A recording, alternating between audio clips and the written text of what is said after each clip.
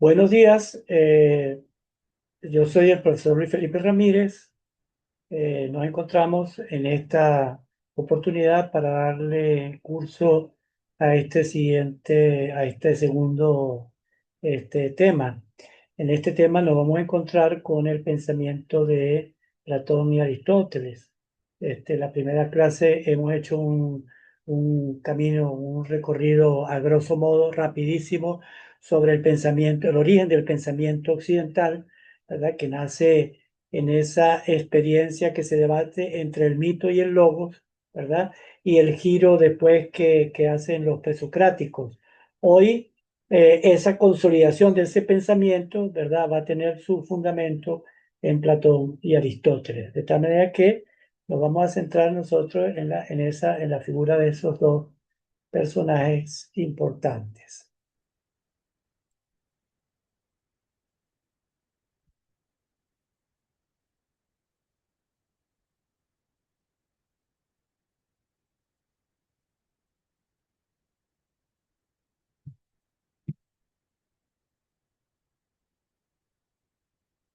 Bien, entonces aquí ya hemos dicho, vamos a entrar en esta segunda clase en el pensamiento racional de Platón y Aristóteles, porque tanto Platón y Aristóteles nos van a dar bases, ¿verdad?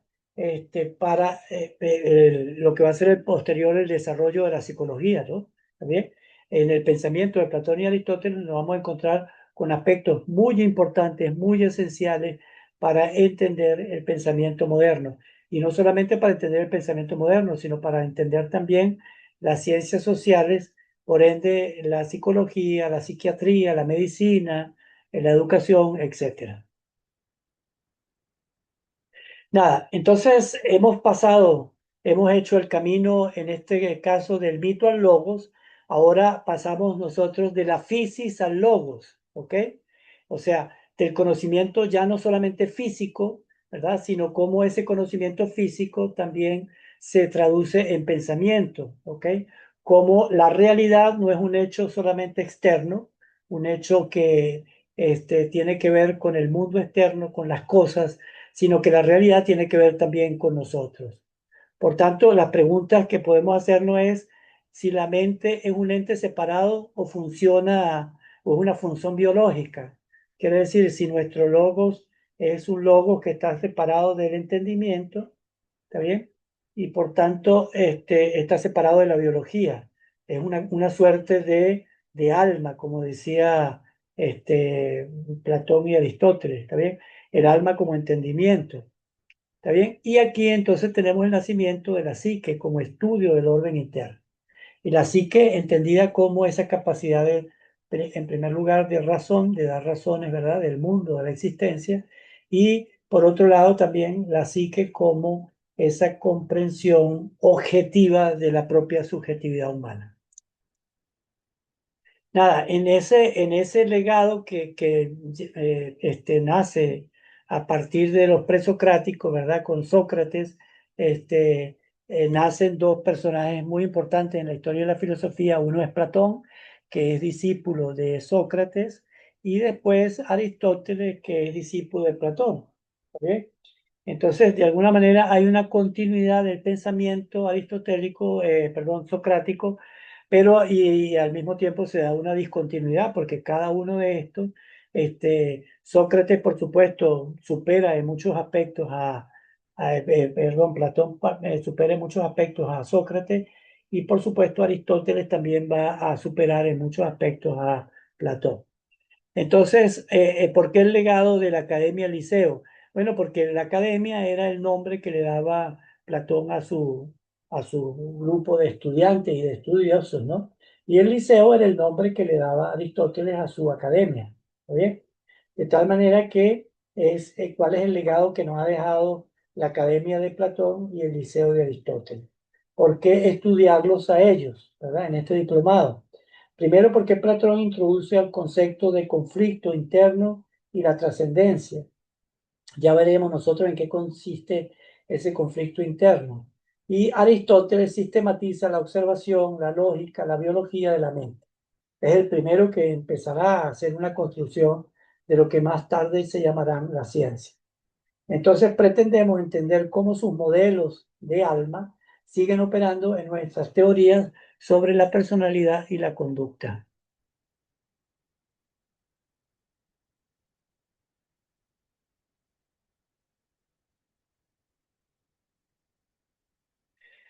Bien, estos modelos antropológicos, ¿verdad? Que aún influyen en nuestros días, nacen, por supuesto, en la Grecia clásica, ¿verdad? Y nacen en un contexto particular. Ya yo decía que por allá Grecia era el centro, digamos así, el intercambio de culturas, intercambios económicos, el intercambio de conocimientos, ¿verdad? Y entonces por eso Grecia, de alguna manera, se desarrolla, aparece estos grandes conocimientos que después van a ser posibles ahí con determinados personajes de la historia. Por otro lado, Sócrates también es aquel que es capaz de articular este pensamiento, ¿verdad?, sobre el tema del alma como el centro de la ética. Después Platón y Aristóteles van a sistematizar el conocimiento y la noción de psique. En la base de todo este planteamiento, del planteamiento del conocimiento, la base está en torno al tema de la realidad, ¿verdad? Si podemos conocer la realidad y de qué manera podemos conocer la realidad. Entonces, a la base de la realidad se encuentran dos grandes, digamos así, como dos grandes paradigmas, el paradigma de la objetividad y el paradigma de la subjetividad. La objetividad es la ontología, acuérdense del ser de las cosas, ¿ok? Y la subjetividad es la nociología, porque es el conocimiento. Por un lado son las cosas que se nos dan y por otro lado la capacidad de conocerlas o no conocerlas. En torno a ese elemento aparece la realidad, ¿ok? Entonces, la mayoría de las teorías del conocimiento, que ya las hemos visto en la primera clase, se formulan a partir de cómo se responde a esta tesis con respecto a la realidad. La parte ontológica, el objeto, ¿ok? Entonces, en primer lugar, como tesis A, la realidad existe, o sea, el objeto existe. ¿Está bien? Esa es una primera tesis de la objetividad. Y una segunda tesis de la objetividad es que la realidad existe y es independiente con respecto a nosotros. Si nosotros estamos en un salón y salimos fuera del salón, ahí quedan las mesas y las sillas. Las mesas y las sillas siguen existiendo independientemente de nosotros. Es lo que dice estas dos tesis, ¿no? Por tanto, la realidad existe y la realidad existe y es independiente con respecto a nosotros. La otra tesis es la tesis noxiológica, el sujeto que conoce. Entonces, el sujeto que conoce, hay también dos grandes tesis con respecto a la realidad. La realidad puede conocerse de algún modo, quiere decir que el conocimiento, que el sujeto sí puede conocer la realidad, ¿verdad? Y entonces, por tanto, si puede conocer la realidad, el sujeto cree que la realidad existe, ¿ok? Y el segundo, la cuarta tesis, la segunda de la parte noxiológica es la realidad existe, pero no la podemos conocer. Entonces, dependiendo de la tesis realista que se niegue o afirme, se obtendrá una de estas cuatro posiciones filosóficas. El nominalismo cree que la realidad existe, pero nosotros la podemos nombrar. Quiere decir que la realidad existe, pero no existe sin el sujeto. El idealismo lo mismo. El escepticismo cree que la realidad existe, pero no la podemos conocer totalmente. Y el realismo cree que la realidad existe, ¿verdad? Y el realismo radical cree que la realidad existe y existe independientemente que la conozcamos o no la conozcamos. Entonces entramos en Platón. Platón, ¿verdad?, es uno de los filósofos más grandes de la historia del pensamiento filosófico de Occidente. Eso no cabe duda, ¿ok? No solamente por su pensamiento, sino también por la influencia que tuvo prácticamente durante 8 siglos, ¿verdad? Platón desde el siglo I hasta el siglo VIII, más o menos, ¿está bien? Después de Cristo, pero esos 3 siglos anteriores. Entonces, Platón tuvo una influencia en el pensamiento occidental de unos 13 siglos, antes que apareciera, que apareciera Aristóteles, porque Aristóteles se perdió por allá en el siglo I después de Cristo, ¿verdad? Y viene a aparecer por allá por el siglo VII con los árabes, ¿verdad? Que introducen el pensamiento aristotélico y, por supuesto, por los árabes entra el pensamiento aristotélico a Occidente, al Occidente tardío, al Occidente de la Edad Media. Entonces, en Platón es importante, vamos a desarrollar esa teoría del conocimiento de Platón, ¿verdad? La teoría de los dos mundos de Parménides. Platón no tiene esa teoría que se le aplica a Platón, no es propiamente Platón, sino que es una teoría de Parménides. Parménides, para explicar el tema del problema del movimiento de Heráclito, ¿verdad? Parménides se vale de esta teoría, Platón se vale de la teoría de los dos mundos, ¿ok? Quiere decir, existe un mundo que es el mundo que permanece y existe el mundo que es cambiante. Este mundo cambiante, según Parménides, es el mundo de las apariencias. Por tanto, el cambio no es otra cosa sino una apariencia, pero en realidad lo que permanece es el ser de las cosas. Entonces, esta teoría es una teoría para explicar cómo se da el movimiento. Efectivamente, Parménides cree que existe el movimiento, pero el movimiento es una apariencia, ¿verdad? Pero que lo que realmente permanece del ser, ¿verdad? Es la permanencia. Lo que realmente sigue existiendo es el ser de las cosas, ¿verdad? El ser permanente.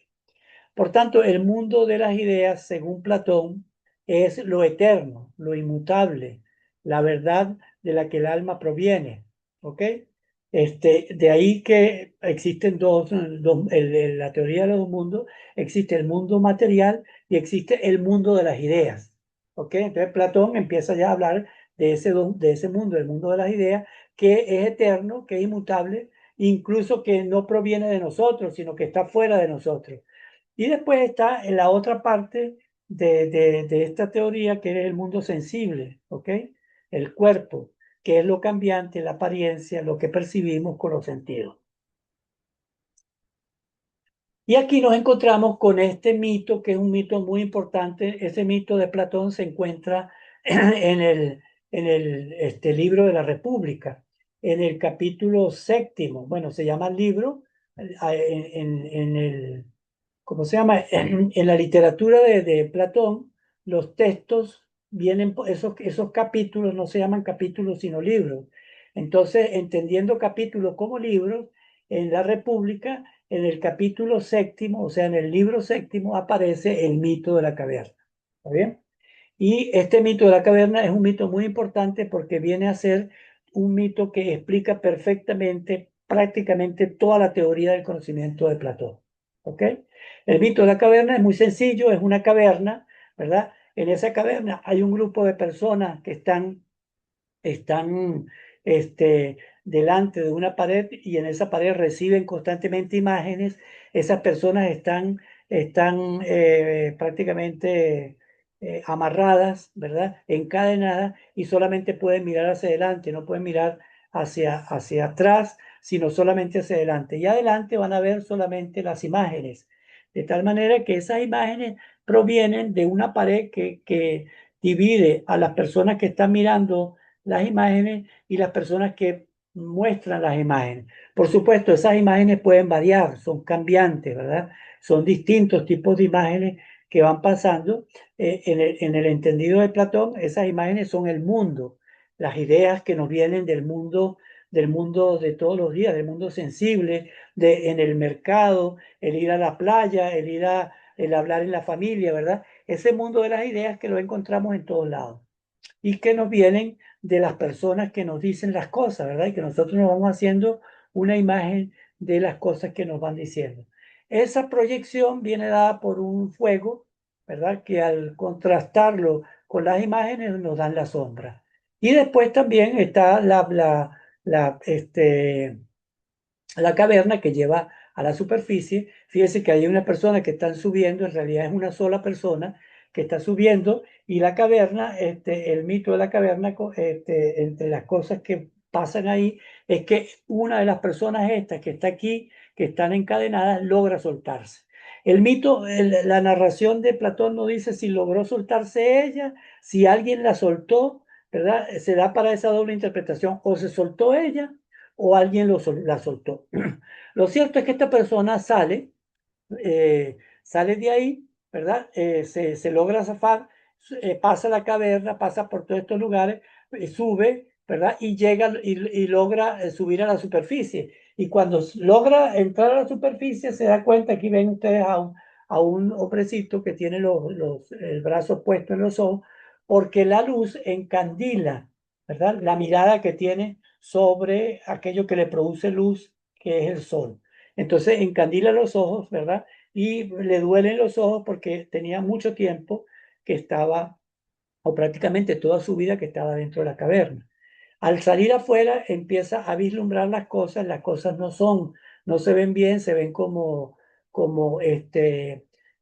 digamos así, no se ven nítidas. Entonces, en la medida en que él se va adaptando a esa realidad nueva, a esa nueva luz que le permite ver las cosas, entonces logra encontrarse con las cosas y va teniendo una visión más nítida de las cosas, hasta que por fin logra ver el sol, que también le sigue todavía encandilando los ojos, pero en un momento determinado logra ver el sol. ¿Está bien?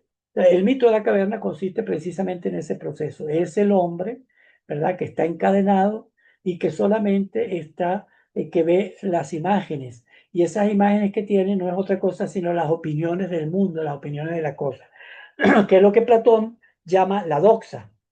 Doxa es la opinión, ¿verdad? Y el camino del hombre hacia arriba es lo que Platón llamará la episteme, que es el conocimiento ordenado, el conocimiento preciso de las cosas, ¿verdad? Que no se da en una primera aproximación de la doxa, sino que la doxa nos permite un tipo de conocimiento, ¿verdad? Que nos tiene que llevar al conocimiento que es el conocimiento epistémico, que es el conocimiento ordenado, que es la ciencia para Platón. Y la ciencia para Platón en este sentido es la búsqueda de las cosas como son, ¿ok? El lograr llegar a ver las cosas como son. Bien, otro dato interesante es que quién saca a este personaje que sube arriba. Pues como decía, no se sabe si es el mismo que se logra desatar o alguien que lo desata. Lo cierto es que el personaje viendo el mundo de arriba se baja de nuevo y vuelve de nuevo para liberar a sus amigos. Y entonces le echa el cuento de lo que vio y sus amigos no le creen. A tal punto que sus amigos quieren matarlo, porque el cuento que le está echando ellos creen que es mentira, ¿verdad? Entonces resulta ser que lo que es verdad, estos lo creen que es mentira, ¿verdad? Y este sabe que lo que es mentira es lo que ellos están viendo y lo que es verdad es lo que aparece, lo que está arriba de la caverna. Bien, este es un poco el cuento del mito, ¿no? Entonces existen dos mundos, el mundo sensible, ¿verdad? Que es el mundo de abajo, y el mundo inteligible, el mundo de la razón, que es el mundo de arriba, ¿ok? El mundo del cuerpo que nos ubica y nos ata a las pasiones, y el mundo de las ideas, el mundo de arriba que nos permite llegar al conocimiento verdadero. Este es un poco es a grosso modo esa visión del mito de la caverna. Aquí hay una visión moderna del mito de la caverna, ¿verdad? De que esas imágenes ya no son personajes que a través de una antorcha que muestra la sombra, sino que ahora es el celular, es la televisión, ¿verdad? Que nos muestra una doxa, una opinión del mundo que no es la opinión verdadera, no es la opinión real, sino que la opinión real está fuera de nosotros, está por allá, está en el contacto permanente de las cosas y en el contacto, el contacto físico, y no con el contacto virtual del mundo. Y aquí tenemos como un cuadre, ¿verdad? Un encuadre de lo que es el mito de la caverna en la alegoría de la línea de Platón, ¿verdad? Entonces, para Platón existen dos conocimientos, fíjense que esta es la mitad, la doxa, que es la opinión, y la episteme, que es la ciencia, el conocimiento ordenado. Entonces, en la doxa está el mundo sensible, y en la episteme el mundo inteligible. El mundo sensible, por tanto, es el mundo de las artes, ¿verdad? El mundo de la física, el mundo inteligible es el mundo de la matemática, el mundo de la dialéctica, el mundo de la filosofía, ¿ok? Este, por otro lado, también el mundo de las opiniones es el mundo de la imaginación, de las creencias, ¿ok? Y el mundo de la episteme, de la ciencia, es el mundo del razonamiento, el mundo de la inteligencia. Entonces queda claro que para Platón existen dos mundos, esos dos mundos son separados, ¿verdad? Y Platón incluso dirá que el mundo de la doxa es un impedimento para llegar al mundo del episteme. Por tanto, hay que huir de la doxa, hay que eliminar en lo posible la doxa para poder llegar a la episteme. Por tanto, una primera conclusión que podemos sacar con respecto a la materia de estudio nuestra, que es que tiene que ver la filosofía con la psicoterapia, es que la metáfora de la ignorancia y la verdad, ¿ok? El mundo de abajo, el mundo de las sombras, y el mundo de arriba, el mundo de la luz, ¿ok? Ese elemento aplicado también a la universidad, la casa que vence las sombras, ¿ok? De tal manera que esa dimensión de la persona, ¿verdad? Que tiene esos dos grandes elementos. Y en Platón esos dos elementos están escindidos en la realidad humana. Una cosa es la realidad de las cosas sensibles, ¿verdad? Del mundo sensible, del cuerpo, y otra cosa es la inteligencia y la razón. Y ambas de esas, ¿verdad? Se oponen en Platón, no son integradas. Por tanto, los prisioneros ven sombras, ¿verdad? ¿Y qué es la sombra? La opinión, la doxa, las creen reales. El proceso de liberación es doloroso, la luz ciega al principio. En psicoterapia, el síntoma es a menudo la sombra de un conflicto más profundo. El terapeuta acompaña el giro del alma, ¿verdad? Pedagogé hacia la causa real. El mundo sensible es cambiante, imperfecto, el mundo inteligible, eterno, verdadero. El alma pertenece al mundo inteligible y está aprisionada en el cuerpo, en el mundo sensible. La implicación clínica, la tensión entre lo material y lo espiritual, como metáfora de la lucha psíquica. Por eso decíamos que Platón, en Platón existe esa relación alma-cuerpo, esa relación inteligencia,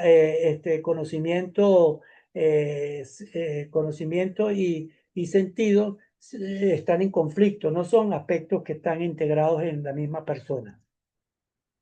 Por tanto, el mito de la caverna, visto de la fenomenología, ¿verdad? Puede ser visto como un aspecto del engaño. O sea, el análisis paraclínico sería que las sombras son proyecciones defensivas, distorsiones cognitivas y mandatos familiares, ¿verdad? Las cadenas son la rigidez del carácter y la resistencia al cambio, y la periagogé, el giro, ese cambio de estar en un estado y pasar al otro, el momento del insight o toma de conciencia, el dolor de la luz, la resistencia al tratamiento y la resistencia al cambio. Ese es el primer mito. Entonces, nos queda claro que para Platón, en la teoría del conocimiento, es dualista, ¿verdad? Una cosa es el conocimiento sensible y otra cosa es el conocimiento inteligible.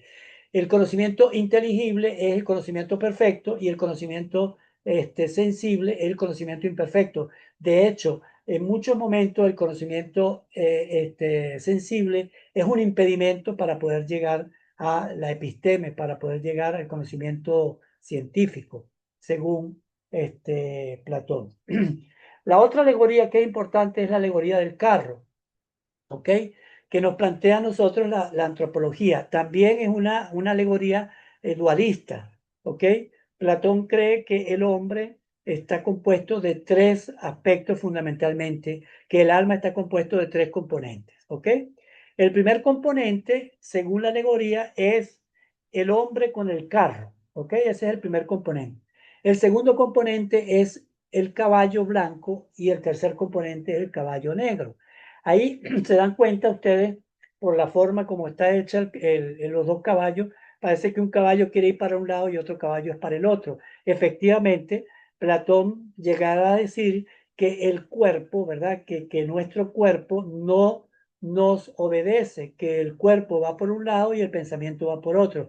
Por tanto, el pensamiento, el cuerpo, es un impedimento para que nosotros podamos tener un pensamiento cada vez mejor, más perfecto. ¿Está bien? Y el cuerpo no es el elemento que nos ayude precisamente a un conocimiento cada vez más perfecto.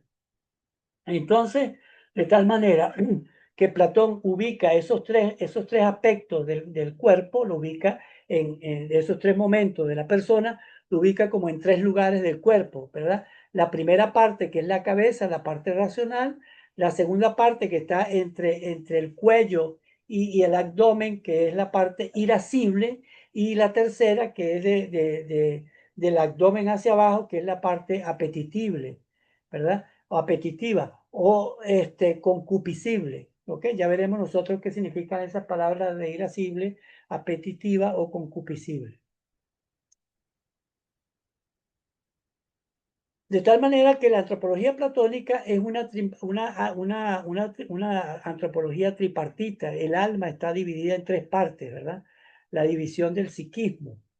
Y esto podemos encontrarnos en sujetos efectivamente que están escindidos por dentro, ¿verdad?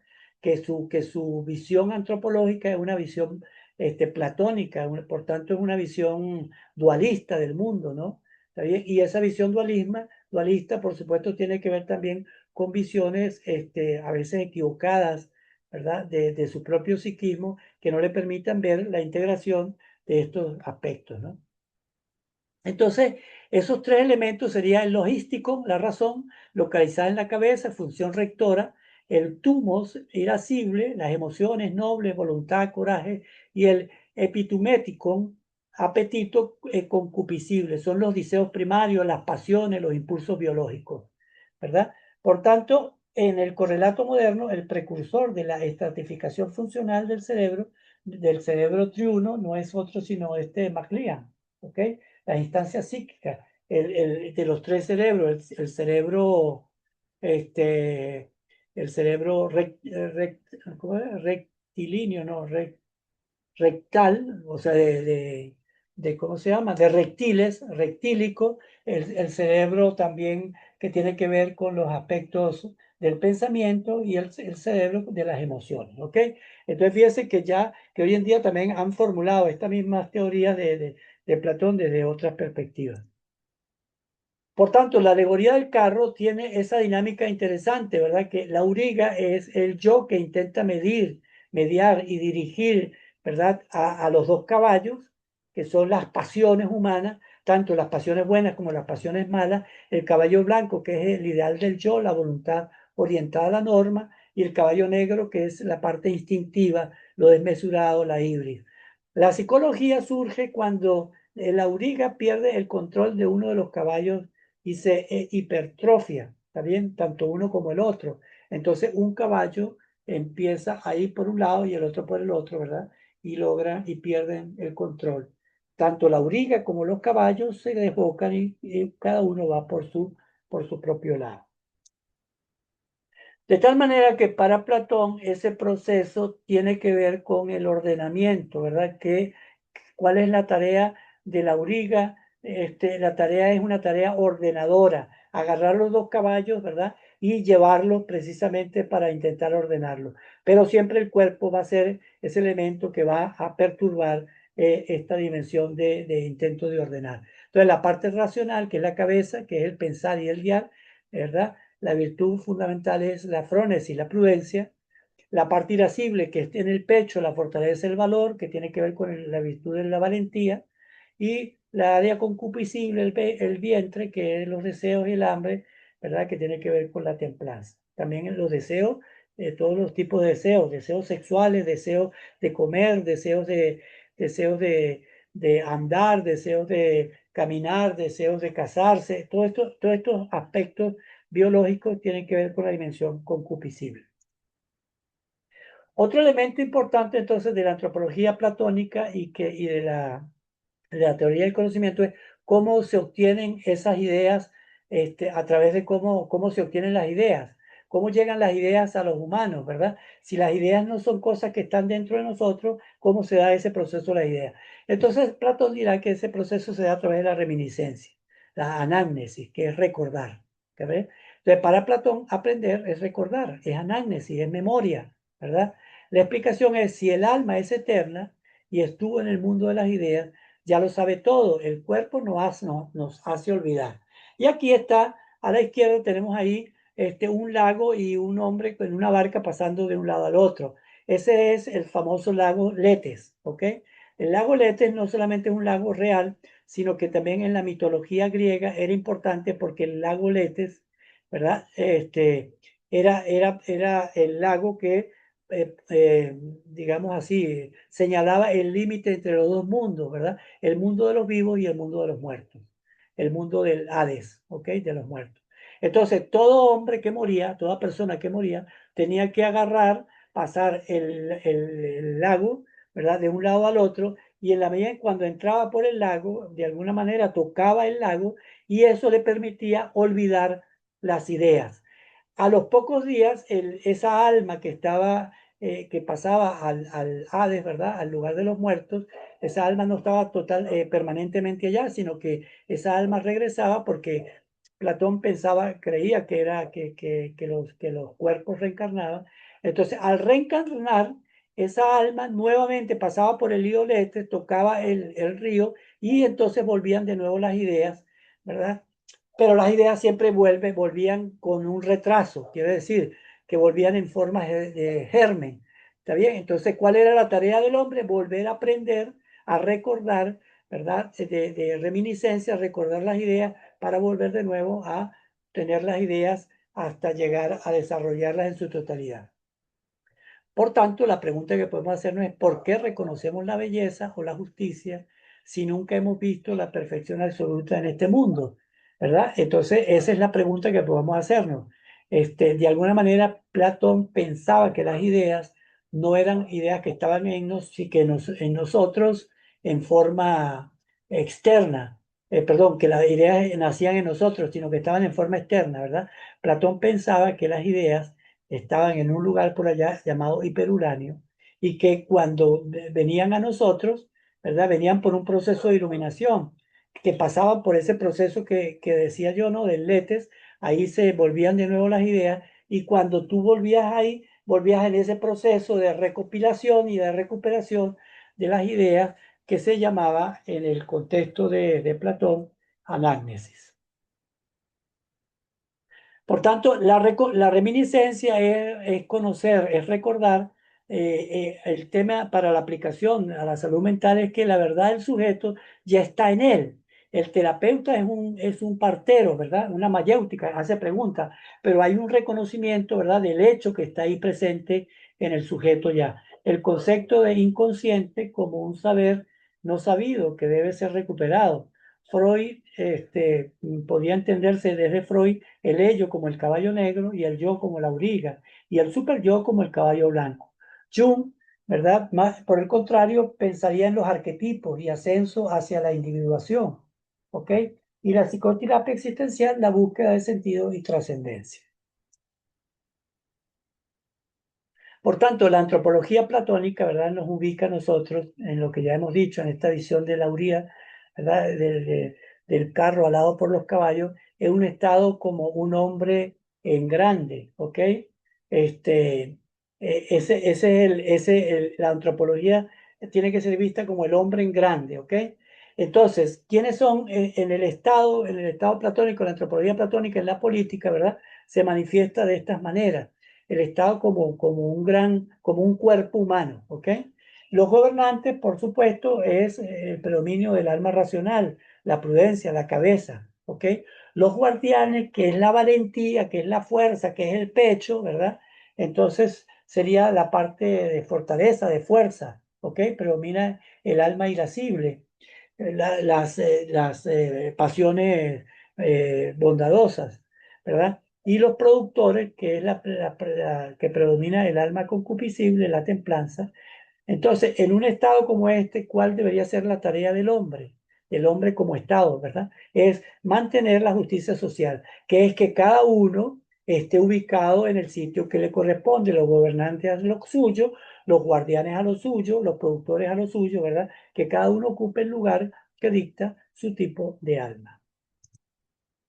Por otro lado, entramos en Aristóteles. Aristóteles también es un personaje muy importante en el pensamiento occidental, ¿verdad? A Aristóteles le debemos el desarrollo posterior de las ciencias, ¿ok? Porque es que el primero que se dedica sistemáticamente a hacer un conocimiento empírico, ¿verdad? Un conocimiento que después nosotros podemos decir científico más adelante.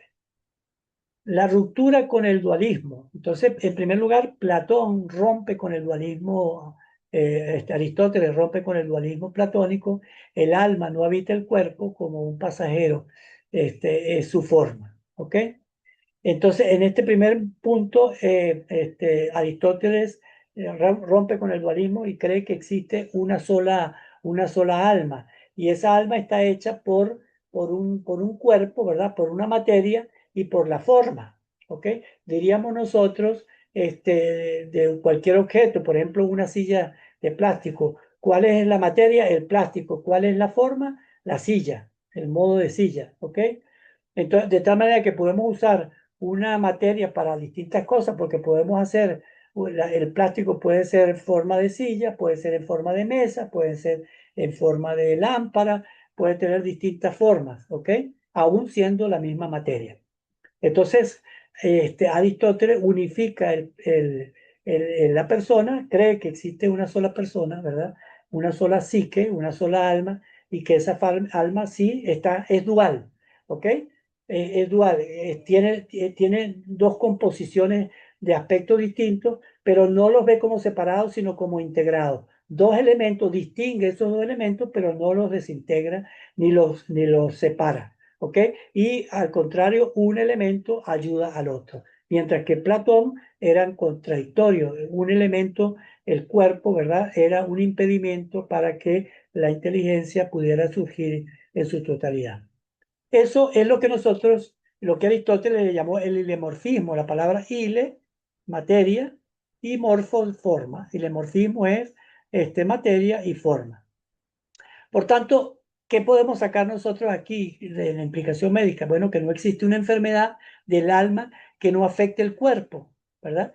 Ni afección corporal que no altere la psique. La fundamentación de la medicina psicosomática quiere decir que el cuerpo está hecho, que el alma, ¿verdad? Desde el punto de vista aristotélico está hecho de esos dos componentes, de la materia y de la forma, y que son inseparables uno del otro. Entonces, como ya decíamos, para Platón, esa forma, esa estructura, ¿verdad? Corporal, Platón le llama sustancia. ¿Qué es la sustancia? La sustancia es lo que hace que una cosa sea y que una cosa sea. Es lo que le da la identidad, ¿ok? A los seres. Es lo que le da identidad a los seres. Entonces, por ejemplo, tenemos la materia aquí, que es una serie de troncos, ¿verdad? Esa materia que puede ser común para el árbol, perdón, que puede ser común para la puerta, la mesa o la cama, ¿está bien? ¿Qué es lo que le da qué es lo que le da el aspecto particular, original a cada una? Lo que le da el aspecto particular no es la materia, sino que es la forma, que una es mesa, que otra es cama y que la otra es puerta. De tal manera que para Platón existen esas dos. La sustancia está compuesta de materia y forma. Todo está informado de materia y forma. ¿Ok? Pensemos nosotros en la sustancia como el color, se me ocurre el color verde. ¿Cómo nosotros llegamos al color verde? Bueno, por el color amarillo y el color azul. Si nosotros juntamos el color azul con el color amarillo, nos da el color verde. Pero en el color verde está contenido el color amarillo y el color azul, ¿verdad? Nosotros ya no lo podemos desunir porque al desunirlo le quitamos la sustancia. ¿Está bien? El color verde, de tal manera que la sustancia no es que se puede separar fácil. Hay algunas sustancias que son mucho más fáciles, que se pueden separar, pero hay otras que son inseparables, ¿ok? Veremos nosotros después, si estudiamos más adelante Aristóteles, en qué consiste ese elemento, la distinción de distintas materias de distintas formas. Por tanto, Aristóteles nos encontramos con la teoría de las cuatro causas que nos identifica, que nos llevan precisamente al tema del pensamiento, ¿verdad? Para conocer algo científicamente hay que conocer su porqué, el porqué de las cosas. Entonces, Platón fundamentalmente ve que en la naturaleza, en la física, en el mundo, ¿verdad? Aparecen cuatro elementos fundamentales. El primero es el aspecto material, de que están hechas las cosas, ¿verdad? El aspecto formal, que es, ¿ok? El aspecto eficiente, quién o qué lo produjo, y el aspecto final, para qué sirve. Entonces, una cosa al mismo tiempo responde a esas cuatro preguntas: de qué está hecho, qué es, quién lo hizo y para qué sirve. Aquí tenemos otra imagen, ¿verdad? Que nos pone a nosotros en el punto fundamental.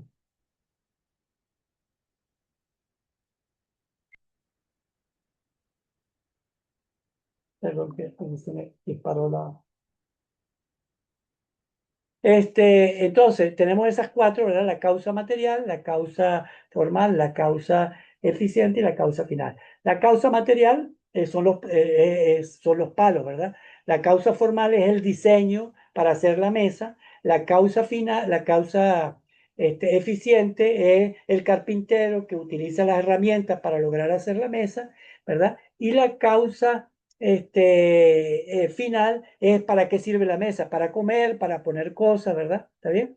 Entonces, Aristóteles hace ver cómo las cosas están hechas, ¿verdad? De distintas, todas las cosas tienen una sustancia y tienen unas categorías que nos permiten a nosotros llegar al ser de las cosas, la sustancia. ¿Okay? Sustancia y ser, digamos así, en Aristóteles es más o menos similar. Entonces, cuando nosotros decimos materia y forma, ousia no es otra cosa sino sustancia. Y la sustancia es aquello que hace que las cosas sean ellas y no sean otras. Por tanto, es el ser de las cosas. ¿Verdad? Aristóteles tiene una frase interesante que dice, el ser se dice de muchas maneras, bueno, el ser también se predica de muchas maneras. Por tanto, hemos visto cómo el ser se predica como sustancia, ¿verdad? Causa formal, causa material, causa eficiente, causa final, pero también el ser se predica también como potencia y acto, ¿verdad? Una cosa es lo que la cosa es y lo que puede ser. El niño, ¿verdad? Que es niño, que puede llegar a ser hombre, la semillita que crece y puede llegar a ser árbol, entonces también el ser de las cosas también tiene otra formulación, ¿verdad? Que es potencia y forma, y de esta manera Aristóteles salva también todo el tema del movimiento. Y por supuesto, esta realidad del ser está, para nosotros poder entrar a ellas, conocer las cosas, ¿verdad? Implica que nosotros le demos a esas cosas, le demos unas categorías, definir las cosas, ¿verdad? Entonces las cosas se tienen que definir por las cantidades, por las cualidades de las cosas, ¿verdad? La sustancia, la definición de una cosa, que no es, una cosa no es la misma que otra, etcétera. Y aquí tenemos más o menos como la visión de la teoría del conocimiento. La persona logra mirar la cosa, que es una sustancia hecha de materia y forma. El primer momento que tiene la persona es cuando logra a través de los sentidos, porque los sentidos son cinco, ¿verdad? Pero esos cinco sentidos se unifican, ¿ok? Lo que Aristóteles llama el sentido común, ¿verdad? Que es la percepción de los sentidos que me permiten lograr captar la sustancia en un primer momento, ¿verdad? Esa sustancia pasa al entendimiento en una forma de imagen sensible. Todavía es sensible, o sea, todavía tiene que ver con el conocimiento sensible, con la experiencia, ¿verdad? Y después, entonces pasa al intelecto y el intelecto, dice Aristóteles, existe un intelecto activo, que es que esa imagen la procesa el intelecto, ¿verdad? En un proceso de abstracción le quita a las imágenes, le quita los aspectos accidentales y se queda con el aspecto, digamos así, universal de las imágenes que se convierten después en conceptos, ¿verdad? Y esto es todo el tema del intelecto pasivo, la esencia ideal o del concepto. Ese es el camino y este es el proceso del conocimiento que se establece en el alma. Por tanto, el intelecto en Aristóteles tiene que ver con ese elemento del intelecto agente y paciente, ¿verdad? La mente como tabula rasa, a diferencia de Platón, nacemos con la mente en blanco, según Aristóteles, o sea que nosotros no tenemos ideas, que no nacemos con ideas que no son innatas, sino que nosotros nacemos como con un pizarrón en blanco y en el transcurso de la vida ese pizarrón lo vamos escribiendo. Por tanto, las ideas son producto de la creación humana. El proceso, por supuesto, tiene que ver con los sentidos, percibimos el objeto, después pasamos a la imaginación, creamos la imagen mental, después el entendimiento agente que extrae la esencia universal de la imagen particular. Por otro lado, hay un elemento importante también para Aristóteles que es el tema de la ética, cómo Aristóteles entiende eso de la responsabilidad, el tema de la justicia, ¿está bien? Y Aristóteles entiende ese elemento como el justo medio, que es para Aristóteles la justicia. No es otra cosa sino traer los opuestos, ¿verdad? Y unificarlos en el medio que permite precisamente eso que es la templanza, ¿verdad? Que es templar dos cosas, traerlas al centro, ¿verdad? Y ponerlas en un sano equilibrio. Por tanto, para Aristóteles, el justo medio tiene que ver con la felicidad. ¿Qué es la felicidad? No es otra cosa sino la plenitud de vivir en equilibrio la vida, en equilibrio, vivir los ciudadanos, etcétera, porque este elemento tendrá repercusiones después y fundamentalmente en los ciudadanos, ¿verdad? La ética no existía una ética de lo individual, sino que la ética era entendida como el bien vivir de los ciudadanos. Por tanto, ser felices tenía que ver con ser feliz en la polis, ¿verdad? Que todos los ciudadanos pudieran tener un conjunto de elementos que les permitiera vivir con plenitud. Por tanto, la virtud no es un extremo, sino el equilibrio. La templanza es el valor, es el punto medio entre la cobardía, el defecto, y la temeridad, el exceso. Otro elemento, ¿verdad? Para Aristóteles, que el ser humano, ¿verdad? Es un alma racional, está hecha de alma, el entendimiento, ¿verdad? El hombre está hecho fundamentalmente de esa alma racional y esa alma sensible, que es lo que le permite acceder al alma racional, precisamente los sentidos, ¿no? Entonces, el ser humano solo puede realizar su alma racional viviendo en comunidad. ¿Por qué? Porque el elemento aquí fundamentalmente es que el hombre es un ser político, ¿ok? Politicón, o un animal político, ¿verdad? Y la diferencia entre todos los animales es que el ser humano es un animal racional. Y esa racionalidad es lo que le permite vivir en comunidad. Por tanto, el lenguaje no es otra cosa sino el herramienta, el instrumento, ¿verdad? La prueba de que estamos hechos para la política. Los animales tienen voz, ¿ok? Para expresar el dolor, pero el humano tiene palabras para expresar lo justo.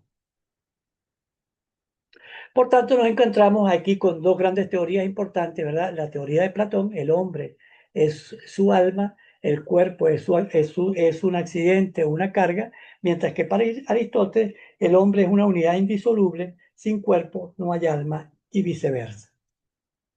Con esto llegamos también a decir que el pensamiento de Platón fue muy influyente en el judeocristianismo hasta el siglo 8, ¿verdad? Pero métele 3 siglos más, 8, 12 siglos aproximadamente, ¿verdad? Del pensamiento de Platón en Occidente. Y ha estado influyendo en todo el pensamiento humano, en todo el aspecto, incluso en la ciencia, en la política, en el cine, en el arte, ¿verdad? Ha estado el pensamiento platónico, por ejemplo, en la película como Matriz o Avatar, ¿verdad? Que tiene que ver con Platón. Cuando uno enseña y uno le pregunta a un estudiante, dígame el concepto tal, se entiende que ese concepto es anterior, ¿verdad? A la capacidad de yo mirar las cosas. De tal manera que cuando yo le pregunto a un estudiante, dígame el concepto, estoy utilizando una forma deductiva, por tanto, platónica. Aristóteles, en cambio, funda las bases de la biología, la lógica y el método científico actual. ¿Nuestra cultura actual es más platónica? Es la pregunta que nos hacemos.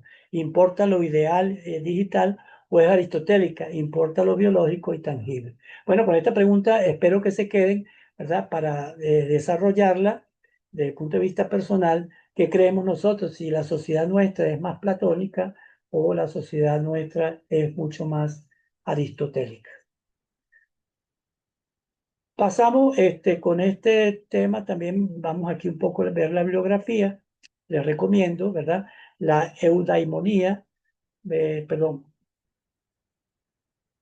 disculpe, se me movió esto en forma equivocada. Ok, de Platón le sugiero la República, sobre todo el libro séptimo, donde está el mito de la caverna, ¿está bien? También el libro de Fedro, importante para este tema. De Aristóteles le recomiendo De Ánima y Ética Nicómaco, ¿ok? también es importante. Y después comentarios contemporáneos de psicología positiva, psicoanálisis, filosofía de la mente que tengan que ver con este elemento.